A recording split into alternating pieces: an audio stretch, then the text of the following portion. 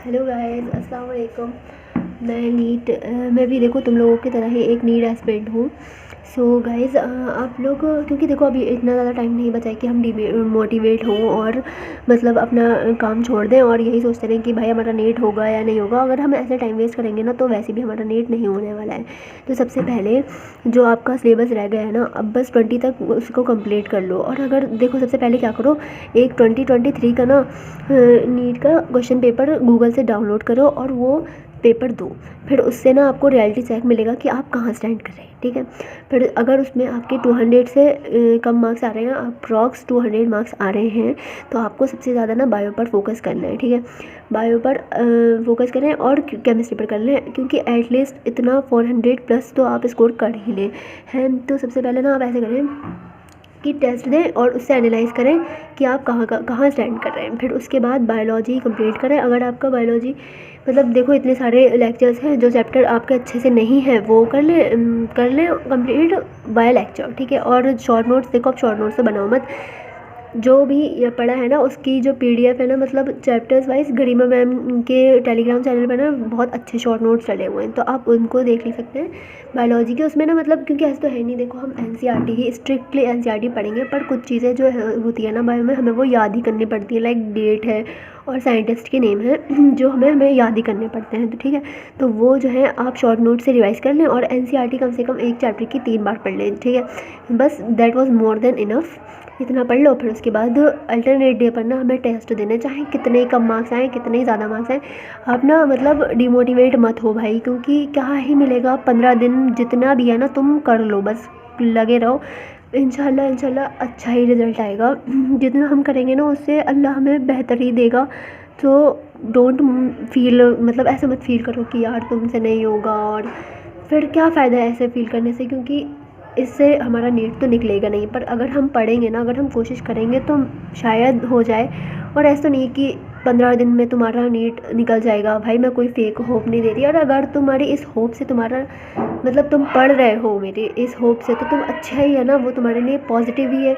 So guys पढ़ो, ठीक है। अगर तुम्हारे मतलब 300 से ऊपर मार्क्स आ रहे हैं, लाइक मैंने जो बोला था कि मॉक टेस्ट दो नीट का 2023 का, अगर उसमें 300 से प्लस स्कोर कर रहे हैं तो आप देखो कि केमिस्ट्री में क्या गलती हो रही है, ठीक है।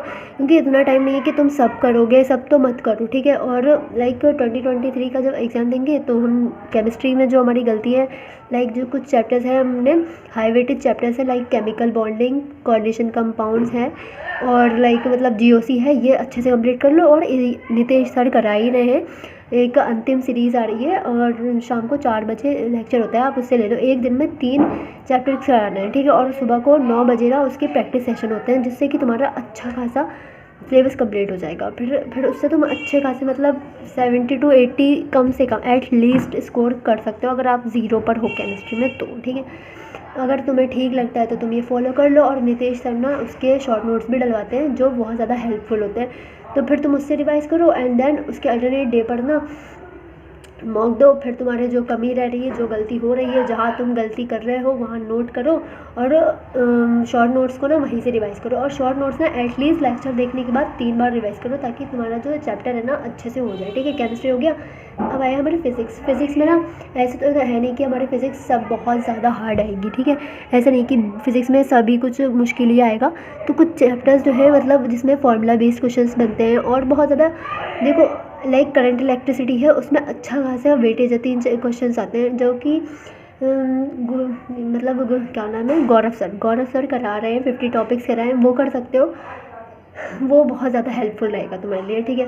अगर तुम्हें ठीक लगे तो तुम वो फॉलो कर सकते हो, वरना तुम ऐसा करो, अगर तुम्हारे पास ना फिजिक्स मैथ ईजी है तो उसमें से तुम्हारे पास जो शॉर्ट नोट्स है ना उसमें वो मतलब फार्मूला रिवाइज़ कर लो और जो ग्राफ है ना वो रिवाइज़ कर लो, क्योंकि जो ग्राफ बेस्ड क्वेश्चंस आएंगे नीट एग्ज़ाम में, और लाइक मतलब जो डायरेक्टली फार्मूला से होंगे एटलीस्ट वो तो हम कर सकते हैं ना, तो अच्छे से उनको पढ़ लो। क्योंकि अब भाई ऐसा है नहीं कि पूरी फिजिक्स लेकर बैठोगे, तुम इतना टाइम है ही नहीं।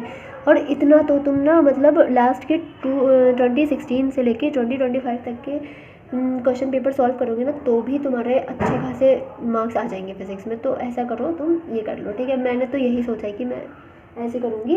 और तुम्हारे पास कोई और स्ट्रैटेजी हो या कुछ और हो तो भाई मुझे भी बताना, कमेंट सेक्शन में ज़रूर बताना। अगर ये आपके लिए हेल्पफुल रहे तो मुझे कमेंट सेक्शन में ज़रूर बताना। So that's it guys. और भाई एग्ज़ाम आने वाला है तो थिंक पॉजिटिव, और भाई मतलब बस कर लगे रहो, पढ़ते रहो। और 15 दिन ही तो बचे हैं, 15 दिन में अपना ज़्यादा से ज़्यादा दो। So thank you so much, subscribe for more, bye bye.